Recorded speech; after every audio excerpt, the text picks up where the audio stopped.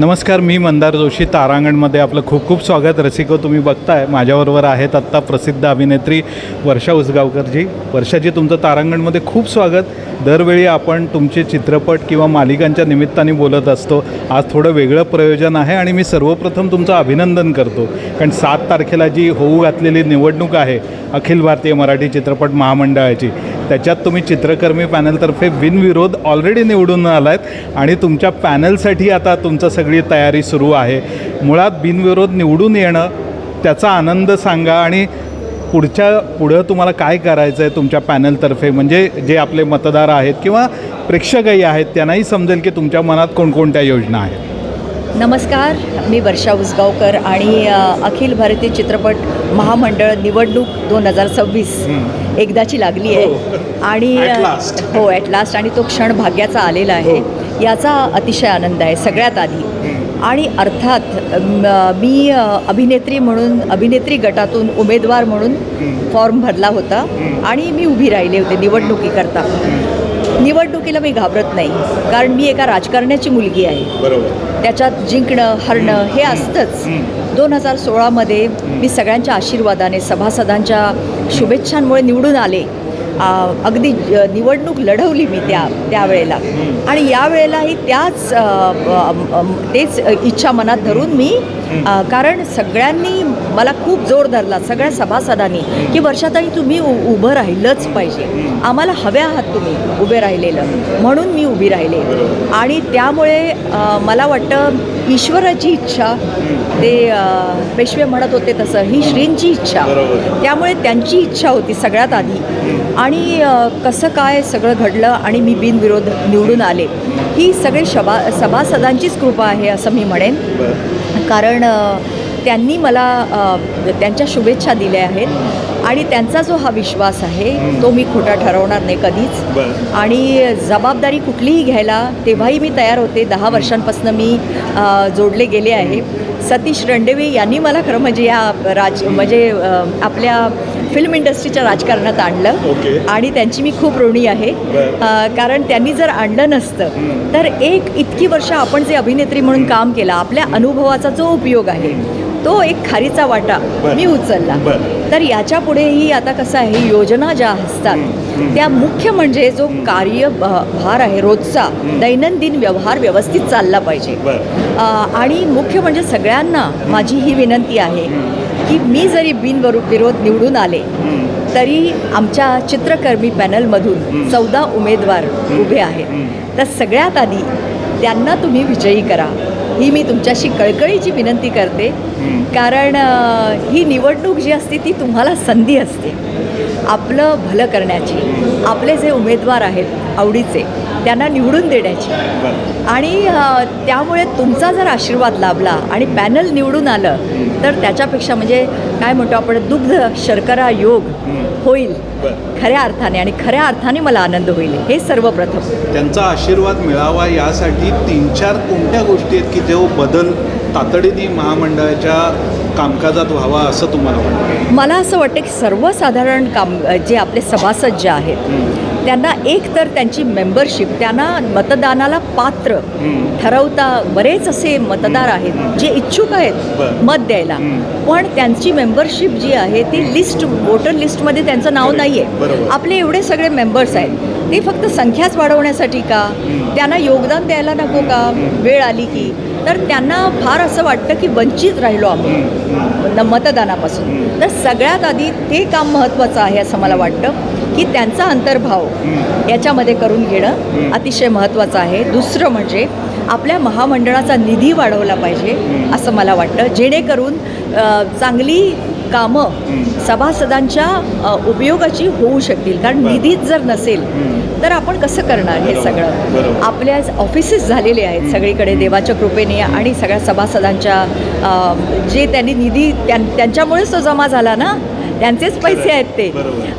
आणि दुसरं म्हणजे जे आपले मानधन ज्यांचं थकलेलं आहे ज्या सगळ्या रिटायर्ड जे आपले कलाकार आहेत ज्यांना आज काम नाही आहे आणि त्यांच्यासाठी बरंच काम व्हायला पाहिजे असं मला वाटतं. कारण त्यांनी आपलं योगदान आपल्या तारुण्यात दिलेलं आहे, भरपूर योगदान दिलेलं आहे आणि आज त्यांच्या या कठीण काळात किंवा संध्या छायेत ते जे आहेत तेव्हा त्यांच्याकडे काम नाही आहे. तर हे जे मानधन आपण देतो तर ते त्यांचं थकलेलं आहे, ते पण त्यांना त्वरित देणं आणि त्यांची जी थक बाकी आहे ती त्यांना देणं हे अत्यंत महत्त्वाचं आहे असं मी समजते. बाकीची बरीच आहेत, बऱ्याच योजना आहेत, पण काय होतं की हळूहळू एक एक एक एक Rome was not built in a day. अगदी बरोबर. तर ते सगळं एका दिवसात होत नाही. खरं 5 वर्षसुद्धा कमी पडतात, पण तरीसुद्धा प्रत्येक वर्ष मला असं वाटतं की वायफळ खर्च आपण टाळला पाहिजे. कारण वायफळ खर्च करून कलाकारांच्या उपयोगाचा आहे का तो, सभासदांच्या उपयोगाचा आहे का तो, उगाच आपलं वायफळ खर्च करायचे तो करायचा नाही या ठाम मताची मी आहे. एक सभासद म्हणून सुद्धा आणि एक कमिटीवरची मेंबर म्हणून सुद्धा.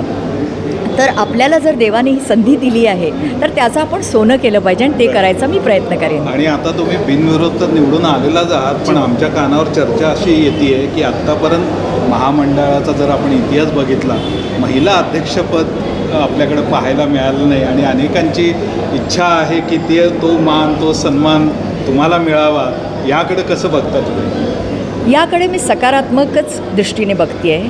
जर सभासदांची तशी इच्छा असती, जर कमिटीची ती इच्छा असती तर निश्चित जर माझ्याकडे जी जबाबदारी येईल ती मी उभारेन आणि ती मी पूर्ण माझ्या ताकदीनिशी मानसिक शारीरिक ह्याला फार लागत नाही, पण मानसिक ताकद आणि वेळ देणं योग्य वेळेला. म्हणजे असं काही नाही आम्ही सगळे काम करणारे आहोत ना, आम्ही कलाकार आहोत, असं काही नाही आम्ही आमचं प्रोफेशन सोडलेलं आहे असं तर नाही ना.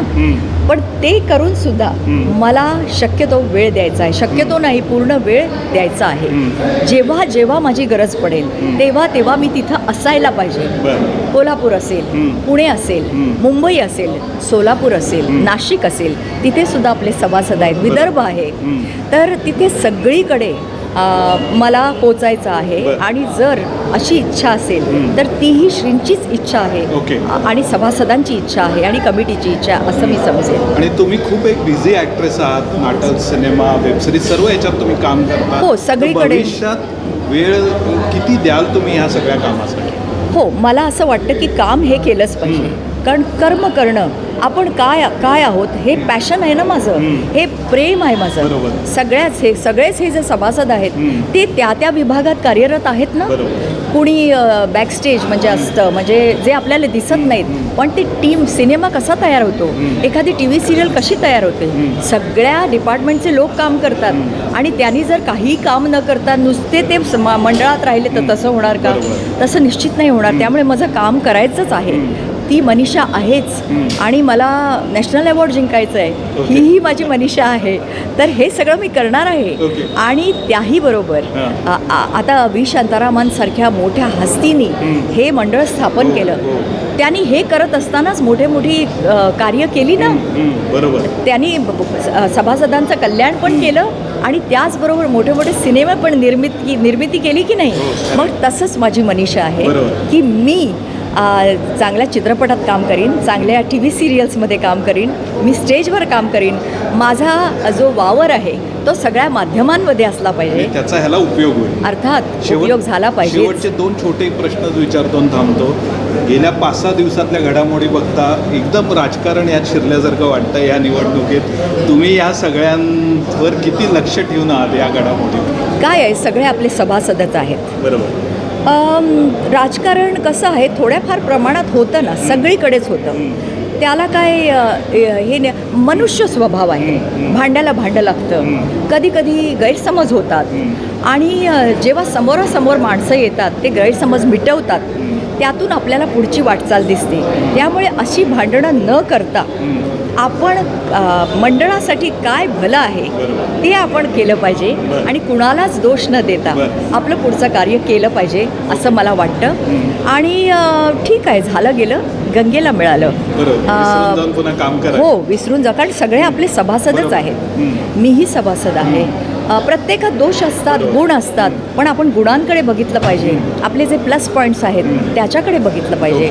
अगदी शेवटचाच प्रश्न, ही निवडणूक तर आता तुम्ही लढवताच आहात, पॅनलच्या सगळ्यांना सपोर्ट करताय, तर तुमची ही निवडणूक म्हणजे आम्ही भविष्यातल्या तुमच्या मोठ्या कोणत्या निवडणुकीची नांदी म्हणायचं आहे का, असं आम्ही काही मानू शकतो का?